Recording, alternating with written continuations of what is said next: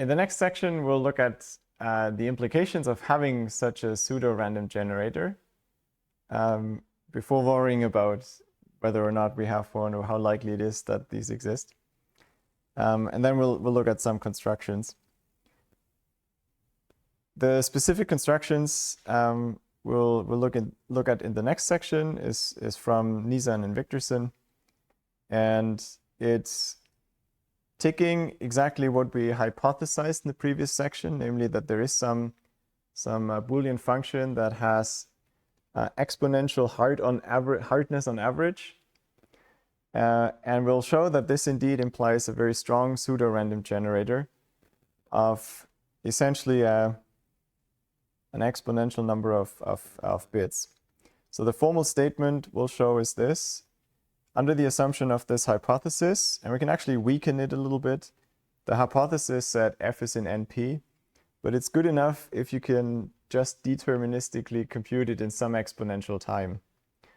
It's a weaker requirement, but good enough for the construction. And we need this average on this hard on average, the average hardness to be exponential, expressed as some constant delta here. And then there's some construction that turns this into a pseudo-random generator that also has an exponential blow up in terms of how many bits does it generate from L input bits. And the epsilon depends on this delta. So what can we do with that? Why would we care? The thing is that it implies that BPP is exactly the same as P, which means we can completely de-randomize all possible polynomial time randomized algorithms, at least of this Monte Carlo type. But remember, BPP was already the most liberal version of that made any sense. It was the two-sided version as opposed to any of the one-sided ones, and it allowed bounded errors. But if you weaken that a tiny bit, you already get this PP class that seems way too generous. So in a way, this is the maximal statement you could expect. Randomization of any kind might not help at all for solving polynomial time problems. It doesn't look like there's anything you gain by allowing randomness for the class of languages you can decide in polynomial time. So let's prove this. First of all, we use the previous theorem, the existence of this strong pseudo-random generator. We'll prove in the next section. And the hypothesis about the hard on average functions, that we have a pseudo-random generator with S of L bits out of any L seed bits, and that's an exponential function. That's the first step. Then let's pick an arbitrary language in BPP. That means there is some algorithm A, which runs in polynomial time, definition of BPP, and averaging over the randomness that we give the algorithm, it computes the correct result with probability 2/3. Here, L of x, I'm just using this for the characteristic function of the language L. And remember our probabilistic, so algorithm A here is it's a probabilistic Turing machine. So it always has these two tapes that we give it as input. One with the actual word that we're checking whether it's in the language or not, and one with the random bits.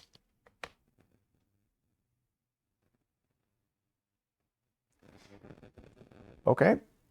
And here in this statement, R is truly random bits.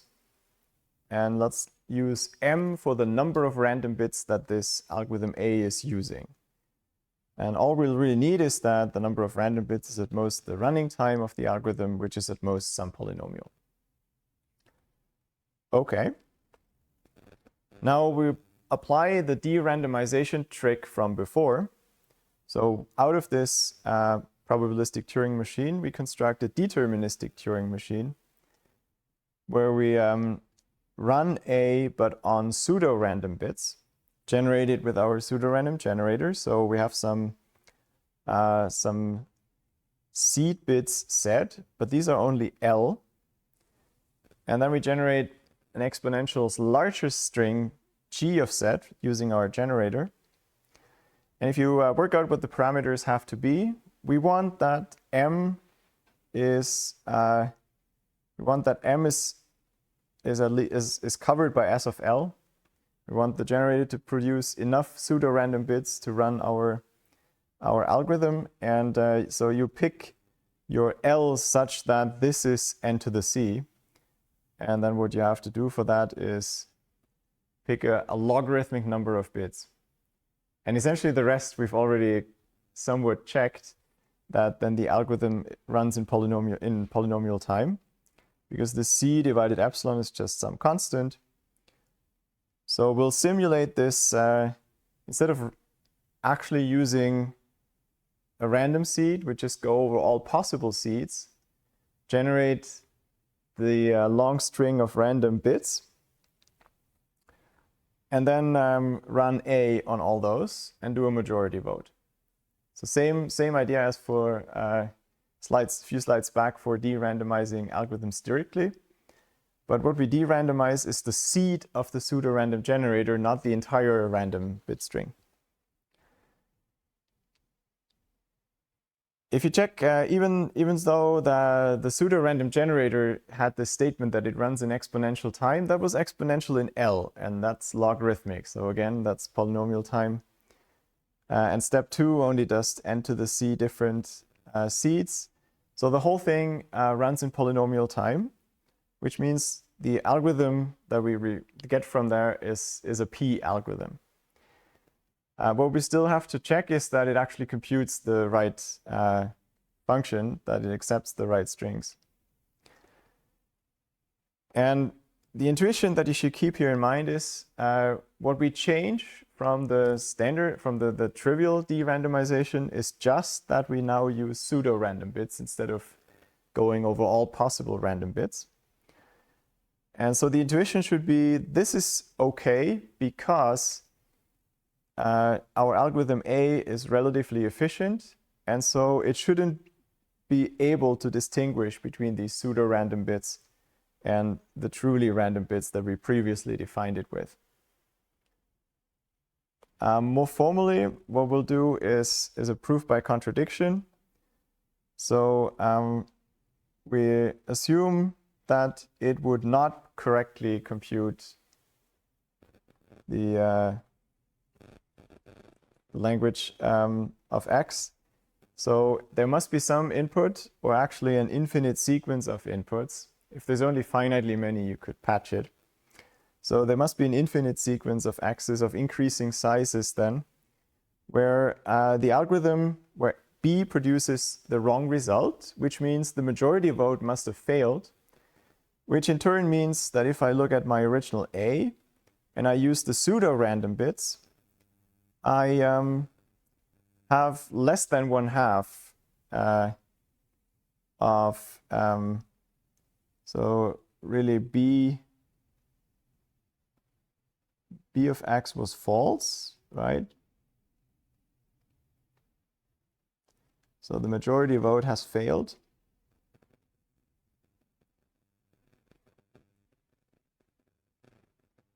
Which really means that this probability here must have been less than 1/2.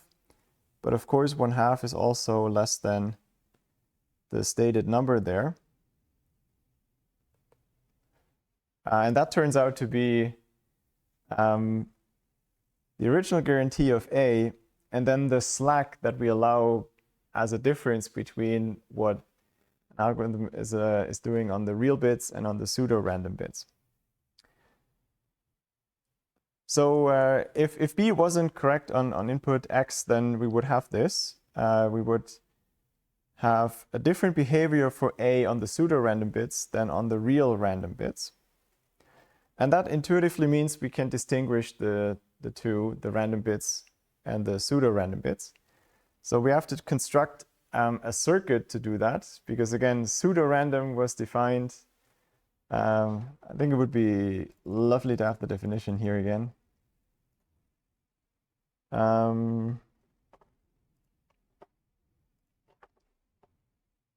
Maybe just in case the whole thing. I don't think we need all of it, but don't want to run back another time.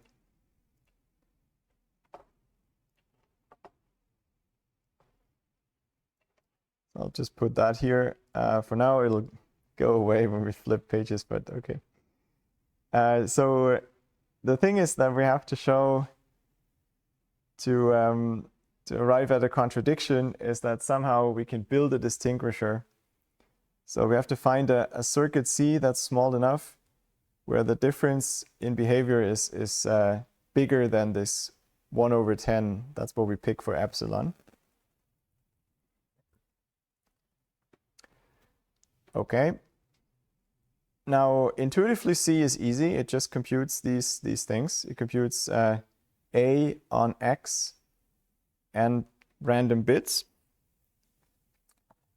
And then the random bits that we put in indeed showed that if you put the pseudo-random bits in, something different came out than when you put the real random bits in. But we also have this input X. And at this point, we're using that we're working with circuits as opposed to Turing machines. Because what's really convenient for circuits is that if you have some algorithm A, you can, again, we'll convert that to a circuit in the next step. And it has two inputs, X and R. Then you can just imagine the variables being set to a specific value, and then you just fold it in. And so you can shrink the circuit to what's still variable. So you can hardwire specific inputs to have a specific value. And that's a bit harder to do on Turing machines. I guess you could still kind of try to simulate what the program does if certain positions in the input tape always have the same value. But it's much harder to reason about. So this is the key step where we use the properties of circuits as opposed to some other model of computation. So we don't have a circuit for A, we have a Turing machine, but we can convert that. That's the theorem we've had in the previous section. You can build a circuit that has as size the square of the running time of the Turing machine you put in. And then here that works out to order n to the 2c. And if you make n sufficiently large, which really means here the infinite sequence, for the contradiction, you need that you can have a violation for B for as large inputs as you want. So for sufficiently long x's where B produces the wrong output, this circuit C that we built, n to the 2c with some constant, will be smaller than n to the 3c, which is this threshold from the pseudo-random generator. That's where, again, I still have it, so we could paste it another time. So here we're using this part of the definition. So you have to compare your circuit, the distinguisher, to this size threshold. And because for large enough n it's smaller than the threshold, it means it's a valid counterexample. The circuit we constructed shows that the pseudo-random generator is broken, but we assume that it is a correct pseudo-random generator, so we arrive at a contradiction. Okay. So that means the assumption was wrong and the majority vote is always correct, maybe up to a finite number of inputs. But this you can patch separately. You can always make a separate algorithm that says, okay, if it's one of these finitely many ones, you give the answer, and that only affects the running time by, I guess, a constant factor, maybe at most. So we've shown a deterministic polynomial time algorithm for the same language. So L is also in P.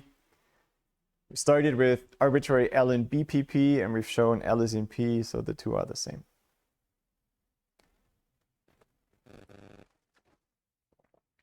I guess formally the other inclusion you'll show in the exercises. So for the moment, since we somewhat, at least I claimed that it's somewhat likely that these hard on average functions exist, probably randomization alone will not help us solve NP-hard problems.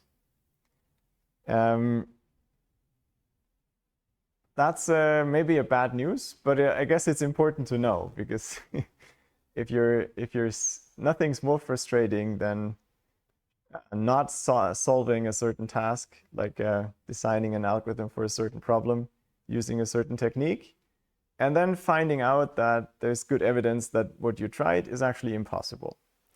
So I thought I want to spare you that frustration. And the second bit is, this proof, the last proof we've done, conceptually is not very hard. You just do this de-randomization, and then you observe, well, if the de-randomization was very different from the actual random algorithm, then the pseudo-random bits were not actually behaving as random bits, and so the whole thing breaks. The calculations are a bit tedious, but the intuition isn't hard. So the real heavy lifting seems all to be inside this pseudo-random generator. So I hope I motivated you a bit to look inside what that does, and dig a bit into the magic inside there.